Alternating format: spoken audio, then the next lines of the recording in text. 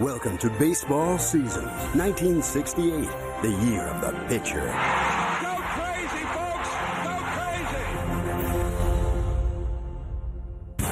crazy! Game 1 of the 1968 World Series. In a season owned by pitchers, the greatest of them all is adding an historic chapter to a remarkable year. 3-2 pitch. Good pitch! Jim Norfolk made a joke out of it. He said, I didn't know God was black. Everybody started laughing, you know. A new World Series record for Bob Gibson. By this point, the record comes as no surprise. In fact, it's the culmination of a season that will be forever known simply as the year of the pitcher. That was a dominant season for pitchers. And Gibson was incredible, McLain. Dennis McLain did something which pitchers don't even dream about anymore. He won 31 games. Wins were just one measurement of the mound dominance pervading the game. Seaver, Marty Shaw, a lot of those guys having a great year. Juan Marichal had 30 complete games that year and won 26. Then there was the bevy of microscopic ERAs. I got 1.60 in the American League, There were 7 pitchers that year with ERAs under 2. The average number of runs scored in a Major League game was only 6.8. That's for both teams combined. That was the lowest average since the 1908 season. Along the way, the pitching performances resonated well beyond the field. I want to express my high regard to Don Drysdale, who pitched his 6th straight shutout tonight. And in a year that began with another Kennedy taking aim at the White House. In baseball, the great pitching could also be traced back to the beginning of the decade, and one of the most memorable hitting seasons in history. 1961 was a year of change for the United States because it was the year that John Kennedy, the youngest president ever elected, moved into the White House. And it was also a year of change in baseball because for 60 years, from 1901 through 1960, the 2 major leagues had each consisted of 8-team leagues. But in 1961, the American League expanded, adding 2 new teams, the Washington Senators and the Los Angeles Angels.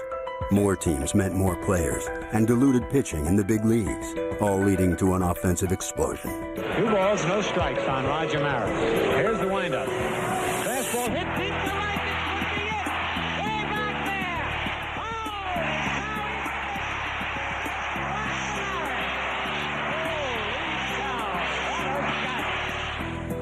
Roger Maris's record 61 homers in 1961 topped his previous career best by 22. There were others who had also improved dramatically, like the Tigers' Norm Cash, who hit 41 home runs with a .361 average, 75 points higher than his 1960 clip. A lot of teams had to expand and bring up a lot of players from the minor leagues, and the pitching wasn't up to par.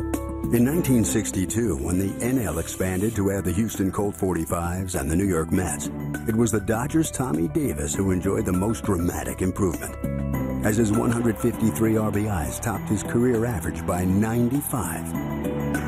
From Maris to Cash to Davis and beyond, hitters were grabbing the headlines on the diamond. Powers that be in baseball looked at the 1961 and 62 seasons in which baseball saw a surge of offense, and they decided that to get more balance back into the game, starting with 1963, the height of the pitching mound would be raised and the size of the strike zone would be increased to give more advantage to pitchers. Also favoring the hurlers, the influx of a series of new pitching-friendly ballparks. Within a few years, pitchers were regaining their footing on the mound, and then some. 1965 was the year Sandy Koufax pitched a perfect game against us. Here's the pitch. Swung on and missed a perfect game. He was just a dominating pitcher. I think you could have 50, 60 major league players in here, and you ask the same question, who is the toughest pitcher that you face? And they will all say Sandy Koufax. Koufax's ascent coincided with the changes in the game. And from 1963 to 66, the left-hander enjoyed one of the greatest pitching runs ever, winning 3 Triple Crowns while leading the Dodgers to 3 pennants and 2 World Series titles. He did it. Sandy Koufax. gets his 10th strikeout, his second consecutive shutout of the Twins. You're the greatest, Sandy. You're the greatest, baby.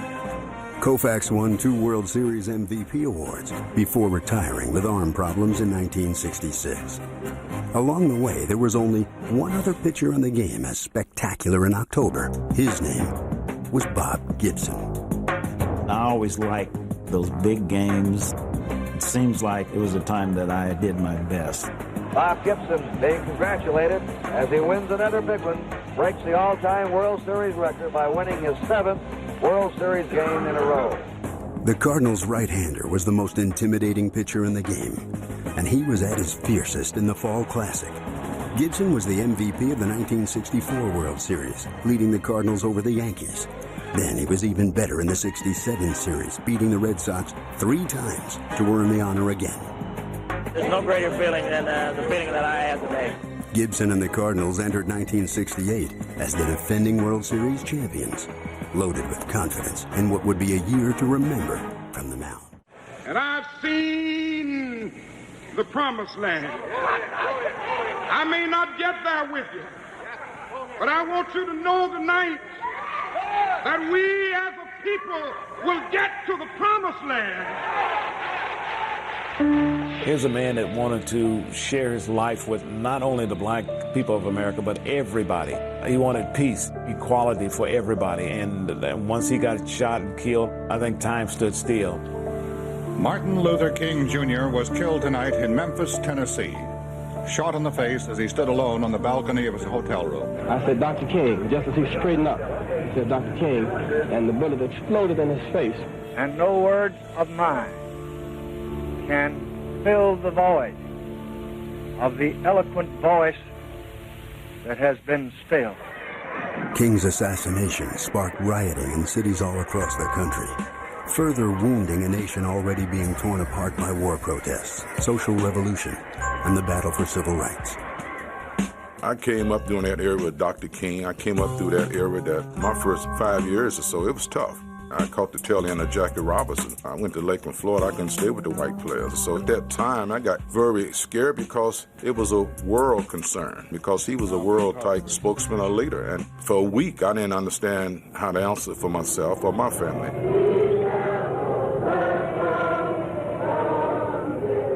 We were riding home from the Astrodome when the news came that Martin Luther King had been shot.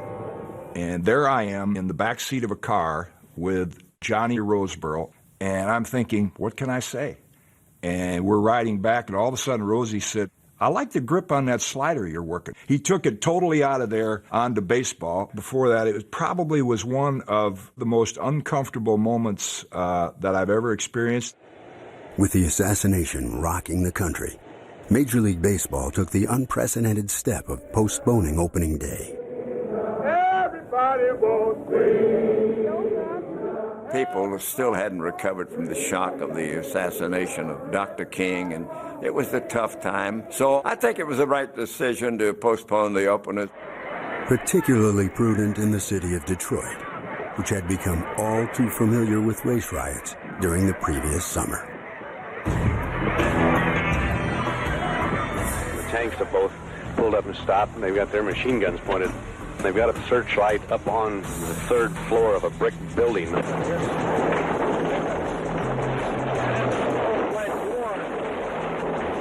Those 1967 riots decimated one of the great American cities. 25 square miles of the city burned to the ground. 43 people were killed. 7,000 people were arrested. It was a death blow in so many ways to the city of Detroit. Detroit ballplayers did not escape the chaos. In fact, at times, they were in the middle of it. Mickey Lolich was a member of the National Guard. He has to literally change uniforms. He takes off his baseball uniform and has to put on his National Guard uniform. He's one of these 8,000 National Guard members who are called out to control the streets in Detroit. I ended up leaving the ballpark in my uniform. I ended up over on 12th Street. I was just up on my hood of my car and then trying to talk to the people, try to calm the crowd. But the people were more concerned Willie Horton getting hurt. Willie Horton was the single greatest reason that there was a beginning of a unification in that city. Willie was such a tremendous player. He was a hometown hero. And as that season progressed, there were more and more blacks who would sit in left field right behind their hero, Willie Horton. And improbably, during that frightening summer of '67, Willie Horton and his teammates also found themselves in a pennant race. Tigers had not been a contender for many, many years, and that 1967 we had a great pennant race in the American League, and it actually came down to the last day of the season. Little soft pop-up. Petrocelli will take it. He does. The ball game is over. A Red Sox win and Tiger doubleheader split on that final day of '67 left Detroit 1 game short. And while Boston celebrated, fans in the Motor City were left to continue the cleanup from the riots while contemplating another empty winter without a title. You begin the 1968 season in spring training with the thoughts of that abject failure at the end of '67 hanging over the head of the team. Bill, can the Tigers do it this year? Well, Lenny, I'll tell you what. We gained something last year by virtue of the fact that we had a lot of young guys who went through an experience we'd never been through before, and we're going to win in '68. From Jim Northrup to Mickey Stanley to Al Kaline, they said that just wasn't going to happen again. They knew they had a great baseball team. That confidence got the Tigers started with 9 wins in their first 10 games and a steady hold on first place in the American League by early June. The pitch swung on, a ground ball. Peter, he goes to the plate. And as the Tigers started hot, no one was hotter than their ace right-hander Denny McLain, who took to the mound loaded with talent and tenacity. God gave me a pretty good arm, and he gave me a great ability to throw the ball where I wanted to throw it. And I was told early in my career, as hard as you throw, if you don't walk anybody, you got a chance of winning a lot of ball games. And in '68, McLain would win more of them than anyone. Well, this has been the year of the pitcher in baseball. As the 1968 baseball season unfolded, in both leagues it was undeniable. Pitchers were more dominant than ever. He's striking out. There were fewer hits and fewer runs. I can recall losing 5 1-0 ball games. Lots of strikeouts and plenty of shutouts. Well, he's got it and it's all over. And no one was winning more than the cocky 24-year-old right-hander in Detroit, Denny McLain. Denny had the guts of a burglar, and he would just go out there, throw the ball, boom, here it is, hit it. He's striking out. You know, he was phenomenal. Oh, McLain sailing along here. He was very cocky, very confident. And the day that I go out to pitch is the day that I think I'm the best in baseball ever was or ever will be. And I think if you're going to be a success in this game, that's the way you've got to do it. Denny McLain struck him out. In '68, the multi-talented McLain, who often spent nights playing keyboards in Detroit bars, got off to a start befitting of his self-confidence. And by the All-Star break, he was leading the AL in wins as the ace of the first-place Tigers. McLain comes to the All-Star break with 16 victories. And McLain was just the start, as all around the game, pitchers were befuddling hitters. In Cleveland, Cuban-born right-hander Luis Tiant won 14 games over the first half of '68, including a streak of 42 consecutive scoreless innings. Tiant suddenly blossomed this year into a great pitcher. Luis Tiant, if you need one game, he's the guy to take charge. Third time in a row he's gotten Yastrzemski. Louis Tiant, maybe one of the funniest guys you'd ever want to play with. A great teammate, and he had a tremendous year that year. Headlined by a masterful 19 strikeout performance in early July against the Twins. And he struck him out on a high fastball. For me, it was my best game, pitching on baseball. Tiant's sterling effort followed James Catfish Hunter's perfect game in May. The first regular season no-hit, no-walk, no-error game in the American League since 1922. There's Catfish on the mound in Minnesota, twirling a perfect game. It just symbolized the kind of domination that pitchers had that season. Swing, the boy has pitched a no-hitter. He pitched a perfect ball game and goes into the record books tonight. Seemed like every pitch that night, I knew where I could throw it. I had great control. I feel like I could throw a fastball a little bit faster if I wanted to. Catfish was one of those guys. He could hit spots like nobody else, and that was one of those perfect nights when he hit the perfect spots all night long. In Los Angeles, Don Drysdale's signature performance was spread over 7 outings, 58 2/3 consecutive scoreless innings, which broke a Walter Johnson record that had stood for 55 years. The 1-2 pitch to Pena. Swung on a ground ball wide at third. It's Boyer who has the chance. He's done it. I've never really been a record freak or anything like that, and I just say records are there to be broken, and someday somebody will come along and they'll probably do the same thing that I did. There were also notable nights by future stars in '68, like when a fireballing Mets rookie named Nolan Ryan became just the 9th pitcher in NL history to strike out the side on 9 pitches. Nolan Ryan, one of the brilliant young pitchers that the New York Mets have come up with. When you look back, it just was phenomenal, some of the pitching performances that you saw that year. But the indisputable king of the hill in '68 was an ace for St. Louis. There was a guy by the name of Bob Gibson who was absolutely fantastic. Strike 3. And 1968 seemed to be the culmination of Gibson's perfection of his craft.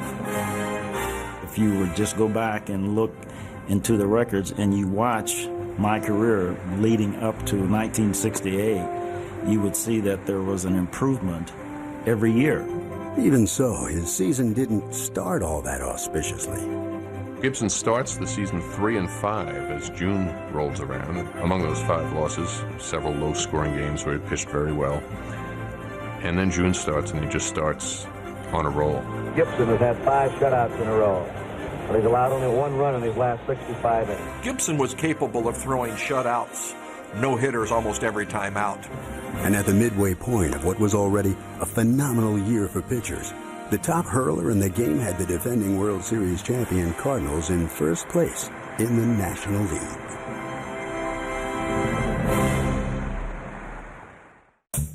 The fabulous Astrodome, the 8th wonder of the world. You have to see it to believe it. The 1968 All-Star Game was filled with firsts, played indoors on artificial turf, and with a Cuban expatriate on the mound for the American League. And being nominated to the All-Star Game to open the game. That's a great feeling. Leading off for the National League, Willie Mays was making one of his 24 All-Star Game appearances. Mays hits the bounding ball by Brooks Robinson in the left field. And Willie Mays leads off for the National League with a single. The problem was Willie Mays hit a base hit. I tried to pick him out on first base. I surprised Killebrew. Ball gets away. There goes Mays to second. And he's in there. On second, Mays continued to distract the Indians' ace. Keon working now, 3-2 to Kurt Flood. That's over the head of the catcher. There goes Mays to third. Wild pitch charged against Keon. The other guy hit a ground ball. Recovery. Bounding ball to Carew. They go for 1. Back to first. Double play, and in to score is Willie Mays. From there, the cavalcade of all-star pitchers took over the game. And he struck him out on a high fastball. At one point, National League hurlers retired 20 batters in a row. The 2-2 pitch. Man, strikes him out. Fittingly, after just a combined 8 hits and 20 strikeouts, the game ended with a 1-0 final score. Of course, as unsettling as the season was to hitters, there was far greater upheaval in American society. 6 weeks before the All-Star Game, Robert Kennedy had been assassinated in Los Angeles. And as the summer of '68 went on, baseball continued to be shadowed by the chaos of the day. At that time, with the social turmoil that was going on and very famous political persons getting killed, we were not immune to what was going on. 1968, that was a frightening time. It sort of polarized us as individual teammates, kind of like 9/11 did for New York and other cities. Across the world, the Vietnam War was continuing, and at home, anti-war protests had surged. It was so bad because our young people were being shot up and wounded and killed, and really the country was not behind it. The mayhem reached a new level in August with riots in Chicago at the Democratic National Convention. Whatever kind of off-field activities that are going on, my escape was always the diamond, the game itself. What many of the veteran players said and felt was that it increased our responsibility as an outlet for people. Nowhere was that responsibility greater than in Detroit. A year earlier, riots had ravaged the Motor City. Now, as the summer of '68 wreaked havoc across the country, the first-place Tigers were a unifying local force. The fact that the Tigers had gone through the '67 riots in '68, everybody got behind the team. It sort of pulled the city together. When the Tigers started to win, and in the way that they won, the whites from the north suburbs started to come back into Tiger Stadium. The city was behind the Tigers 100%, and the team knew it. The members of the team had absolute faith in each other. Willie Horton summed it up. We play like a family. We were so focused on 6-8 and try to calm the peace in the city. We brought black and white people together, what we established as a ball team. I remember Al Kaline saying, we would go out together, we would party together, we would hang together, so there was no racial divide. Close, off the field, and on, the Tigers got contributions all season long from players up and down their roster. See, an important thing winning is your bench. Gates Brown, Tom Manchak, Jim Price. We had great respect in each other. As one guy go down, that bench was ready. And what better bench insurance than the extra hitting power of Matthews and Comer? It seemed like every time they had a chance to play, they produced and helped us win ball games. Thanks to their deep bench, no game was ever out of reach for the Tigers. We know we played to the last strike. 3-2 pitch. He swings. There's a long one, and that one is out of here. A home run. The Tigers lead it 2-0. You almost got the feeling, if you were a run ahead in the 7th inning, that you were behind. The Tigers got 40 victories in the 7th inning or later, 27 in their last at-bat. We never thought that we was out of the game till they threw the last strike. And as the Tigers remained comfortably atop the American League standings as Labor Day approached, their success and frequent late-game heroics not only epitomized their city's resilience, but offered hope to fans who could find little of it elsewhere. I know that the Tigers that I've talked to say that it wasn't them. They just went out and played the game. Did they save the city? Did they unite the city? Yeah, in some ways they did save that city. Unquestionably, they helped heal the city. And unless you were there, and unless you experienced it, I don't think you could really feel the way I feel.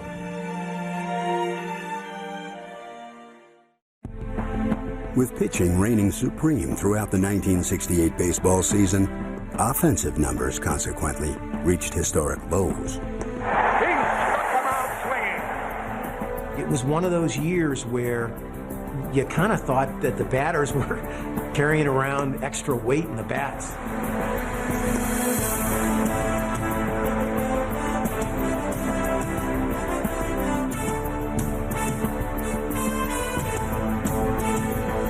Number 7, Mickey Mantle. At age 36, Mickey Mantle hit .237, the lowest average of his career, but still 23 points higher than the Yankees' team average.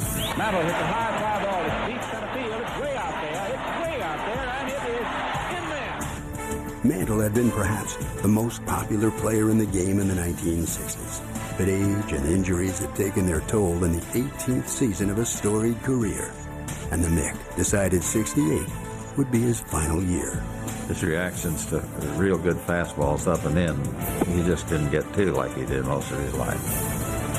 As the Yankee icon took his final bows, there was little question who had assumed the mantle as the American League's best hitter. An outfielder in Boston named Carl Yastrzemski. In the year of the pitcher, Yastrzemski was the only player in the AL to hit over 300, winning his second straight batting title with a .301 clip. It might be an example of pitching dominance when you win a batting title with an average that low. Home run for Carl Yastrzemski. Base hit to center. For yes, he had 301 and lead the league and hitting with all the great hitters we had. If you go back and check the numbers of some of those great hitters, it's just remarkable how low they were.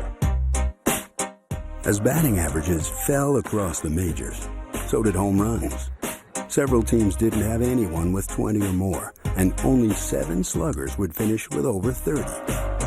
The NL was led by a feared slugger in San Francisco with 36 round trippers. First baseman, Willie McCovey. Willie McCovey over at first base, the most feared hitter I saw while I was playing in Major League Baseball. There she goes, way back. Forget about it. Willie McCovey, without a doubt. He was a dangerous hitter. He was a low ball, fastball, slider hitter. McCovey is drive to right field. It's gone. In the American League, McCovey's numbers were eclipsed by a 6-foot 7-inch slugger for Washington, nicknamed the Capital Punisher, Frank Howard, who blasted 44 home runs. Frank might have been the most intimidating hitter that I ever faced. Frank was 6'7", I think about 300 pounds. He's the biggest, strongest baseball player I've ever seen. There's a drive in the center field. Over his head, up against the fence. First hit of the game. If there was one hitter that would strike fear into you, it would be Frank Howard. That one is going. It is gone.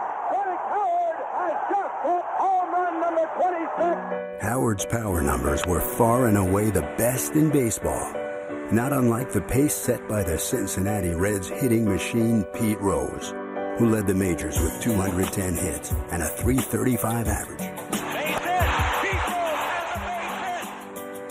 68 was one of 10 seasons Pete Rose would finish with over 200 hits. Base hit for Pete Rose. 200 hits means you have to stay healthy. You have to play almost every game. And you got to hit 330 or pretty close to it. The consistency of Rose was legendary, much like the Braves' Hank Aaron, whose steadiness had him on the cusp of a home run milestone. His concentration and focus was just unbelievable. You know, he didn't miss pitches. He wouldn't hit them all out of the ballpark, but he hit the ball hard someplace. He would center that ball as well as anybody, I'd ever seen. 2-run homer to center field by Hank Aaron. On July 14th, he hit his 500th home run, a feat only 7 other players in baseball history had attained to that point. 3-1 pitch. There's the drive into left field. That ball is going, and out of here. But even Hank Aaron would fall victim to the great pitching of 68, with his lowest RBI total since his rookie season and an average nearly 30 points below his career mark to that point. In baseball's time-tested duel of pitcher versus hitter, the victor was clear in 1968. And as the season drew to a close, pitchers continued to show their mastery on the mound. It may be a triple play. In September, Gaylord Perry of the Giants and Ray Washburn of the Cardinals hurled back-to-back no-hitters in a 24-hour period at the same ballpark. The only time that's ever happened. Giants pitcher Juan Marichal won 26 games, and Indian Luis Tiant won 21. And with a 1.60 ERA, the Cuban was part of an illustrious group. 1968, 7 pitchers had ERAs under 2. I mean, that looks like a misprint. As the season continued, the debate began over exactly why the pitchers were so decisively dominating the hitters. Everything goes in cycles anyway. Like today, if there's a lot of offense, then teams start drafting and training pitchers. Others proposed that the height of the mound gave pitchers an advantage, arguing the angle of a pitch from the mound was now too extreme for the hitters to handle. I don't think mound height had anything to do with it, simply because the mound had been the same height for a long time, and pitchers had good years, pitchers had bad years, but it just seemed that year everything fell in place. Most notably for an ace with a certain singular attitude in St. Louis. When I think of Bob Gibson, I think of him as a player as a miserable SOB. I hated him and he hated me, and that's all right. He hated everybody. He hated Santa Claus. He was a mean black man. I mean, he was mean. He didn't take no prisoners. He demanded respect. He got it. And as far as I'm concerned, he was one of the greatest pitchers I've ever faced. My mindset was to challenge pretty much everybody. Bob considered the pitching mound his office, and nobody entered his office unless he was asked in. And that included hitters, and it included his catcher, too. My wife used to go to the restroom when I faced in Gibson. Because you don't want to see it, I guess. I can honestly say he is the most competitive pitcher I ever met. In 1968, that competitive fire translated into one of the most brilliant seasons a pitcher has ever had, as Gibson tallied a set of incredible numbers in a game built upon them. Everybody gets wrapped up in statistics in baseball. But with Bob Gibson in 1968, you have to talk about him because the statistics just blow you away. He had 13 shutouts that year, 28 complete games, and 34 starts. Gibson was unhittable that year. He posted a 1.12 earned run average. The most remarkable statistic was how, with that earned run average, he managed to lose 9 games. And I wonder if his teammates have ever been indicted for that. But along with those 9 losses came 22 wins, which was more than enough to lead the Cardinals to a 3rd NL pennant in 5 years. As impressive as Gibson was, Detroit Tiger Denny McLain eclipsed 22 wins long before season's end. He may have been a part-time keyboard player, but he was a full-time ace for the first-place Tigers. I remember Denny McLain coming into Yankee Stadium, and he had not lost a road game all year. He had already won about 25 games already. I beat him 2-1 that game. I had a call in the training room, and it was Denny. And he said, what are you doing? What are you doing? He said, I'm trying to win 30 games. What are you doing? And I said, Denny, I'm trying to put together and hopefully maybe win 20 games this year, and you're thinking about 30, and I hung up on him. So. To McLain covering, and he's got it. 28 wins for Denny McLain. You think you'll ever see a 30-game winner again? You don't even see 25-game winners.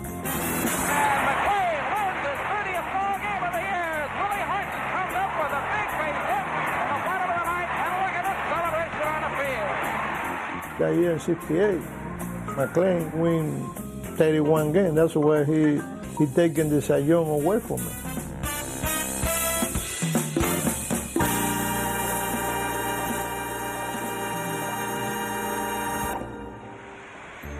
When the regular season ended in 1968, for the last time without league championship playoffs, the Tigers and Cardinals were headed to the World Series as the year of the pitcher turned the page to a most satisfying final chapter.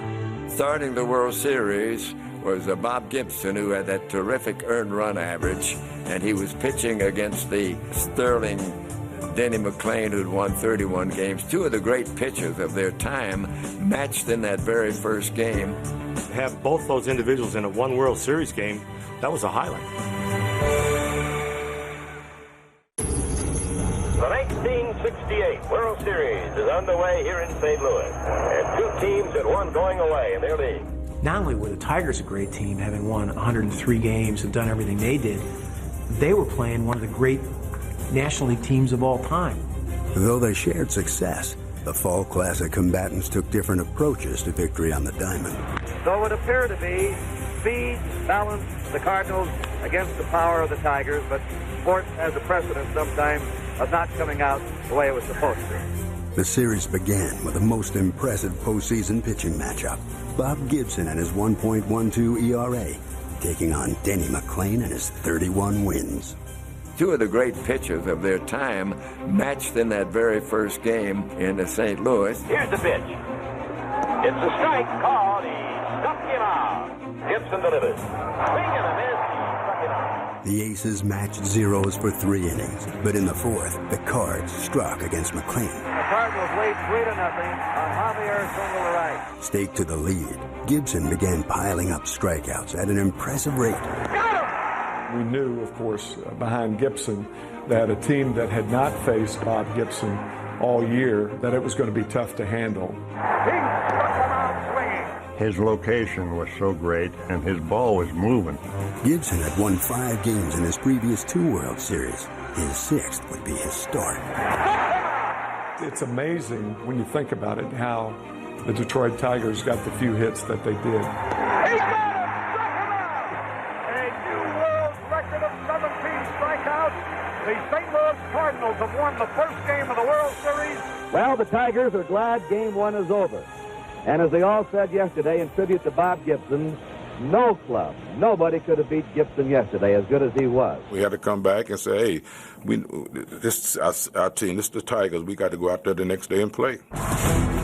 And in Game 2, it would be Willie Horton who jump-started the Tiger offense. There she goes, way back. It might be out of here. It's home run. Horton's power supply may have been expected, but a blast from one of his teammates was not. How about that one? Mickey Lolich. Though the Cards hadn't accounted for Lolich's bat, they did have a scouting report on their 17-game winner. Roger Maris told us in late July that if we play the Detroit Tigers, which we probably will, that Denny McLain's not going to be our toughest assignment. It's going to be Mickey Lolich. Lolich has been using a sinking fastball, breaking pitches, mixing them up. He's been moving that ball around, in and out, up and down. That roly-poly donut maker out of Lake Orion, Michigan, really just stood his ground on the mound and came up so big. That's it. The Tigers have even the World Series at 1 apiece. The series shifted to Detroit with the Tigers' confidence in their bats revived. And the city that had been in tatters a year earlier stood united for its ball club. But it would be another offense that broke out at Tiger Stadium in Game 3. Orlando Cepeda had a 3-run homer, and I had a 3-run homer in Game 3. There's a drive deep to right, and that one is sailing into the seat. A 3-run homer for Tim McCarver. They talked about the Tiger power, but the Cardinals said, well, you know, we've got some fellas that can hit too. Those first 2 games at Tiger Stadium, we were very comfortable hitting. The Cardinals now go out in front in the series 2-1. They bring Gibson back tomorrow, and McLain will go against him. From the very first batter of Game 4, though, it was apparent round 2 of the marquee pitching showdown would be a one-sided battle. Boy, Lou Brock hit that one a country mile. The Cards' leadoff man seemed intent on showing power and speed were both big parts of his game. Lou Brock was the type of guy that got on base. He could disrupt the whole team. The throw is not in time. That's his 7th stolen base, and he has just tied his own World Series record. Even with the highlights from Brock, there was no denying the headline. Bob Gibson appeared simply untouchable. The dominance by Gibson in the first 2 times he faced Detroit, allowing only 1 run in 18 innings. We had seen what he had done, and we realized how unhittable he was all year long, that we didn't think anybody could beat Bob Gibson. The Tigers were down 3-1, a deficit only 2 teams in series history had ever come back from.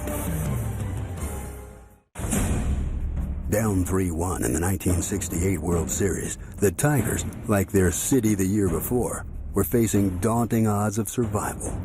They've got their backs to the wall. I think they know that. There's no tomorrow unless they can win today. And, of course, as you said, they're putting all their eggs in the basket of one Mickey Lolich.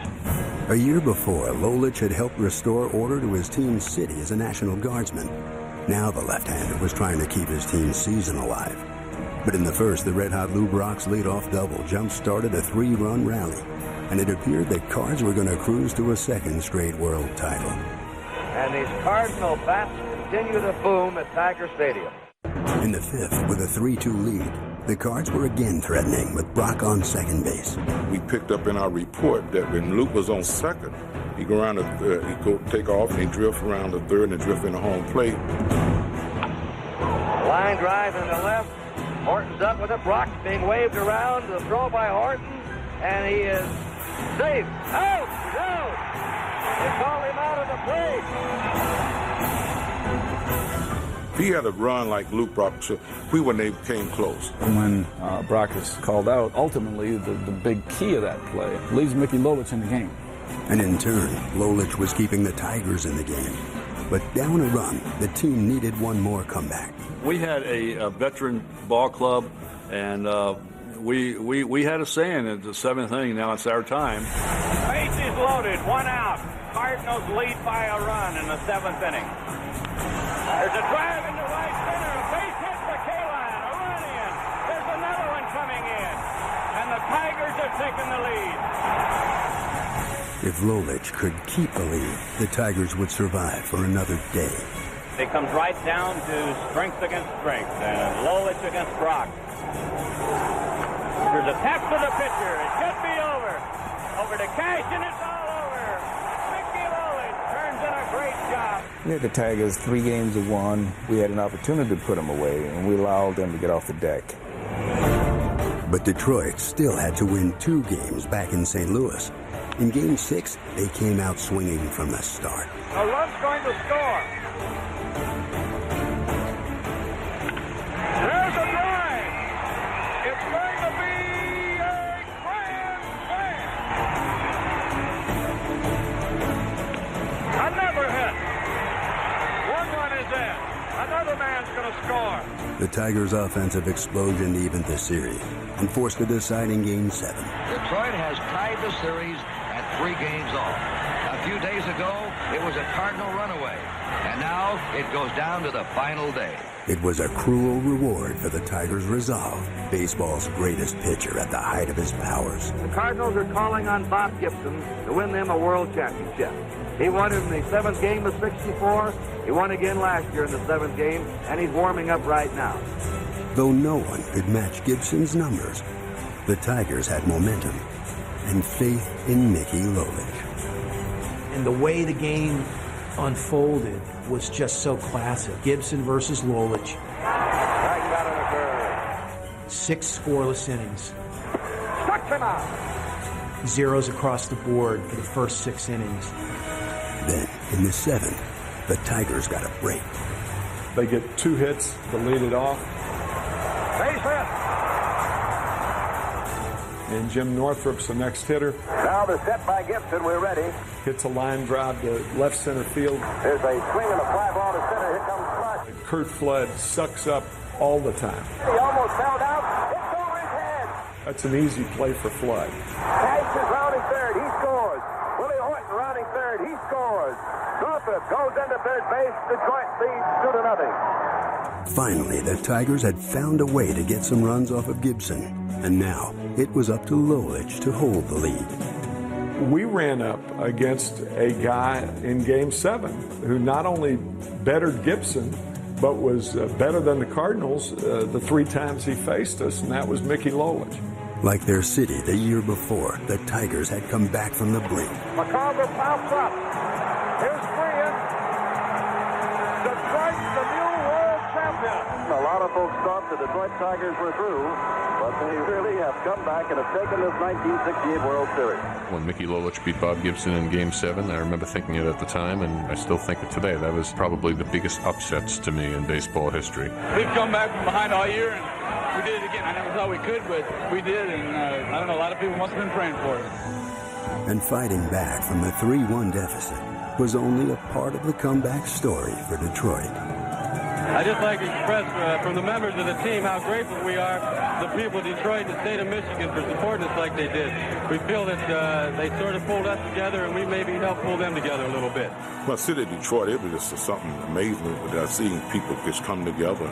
I think just with Ernie Harwell's voice and what we did on the field, I've seen people solve their own difference, and we all came together as one, as a whole, at this great city. That 68 Tigers team brought a racially divided city that was under siege, slowly but surely, piece by piece, back together again in ways that were really unimaginable after what happened in the riots of '67. In many ways, 1968 was the end of an era. The following year, baseball introduced divisional play.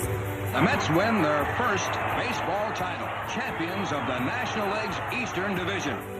Although both Denny McLain and Bob Gibson would each go on to win another Cy Young Award, the domination of pitchers in 1968 led to new rules and changes designed to tilt the balance back to the hitter. The pitcher's mound was lowered. The strike zone shrunk. Coinciding with another expansion, batting numbers went up immediately across the game. But some of the averages remained lower than people wanted, and so that was the birth of the talk about the designated hitter. By 1973, a high ground ball, another base hit for Bloomberg. The American League had decided to play with a DH, and it's been a part of baseball in the American League from then till now. David Ortiz does it again! The country, of course, would move on from the turmoil of the 1960s, just as baseball moved on from the dictatorial dominance of pitchers in 1968, when pitching ruled baseball with a gloved fist to an extent the game may never see again.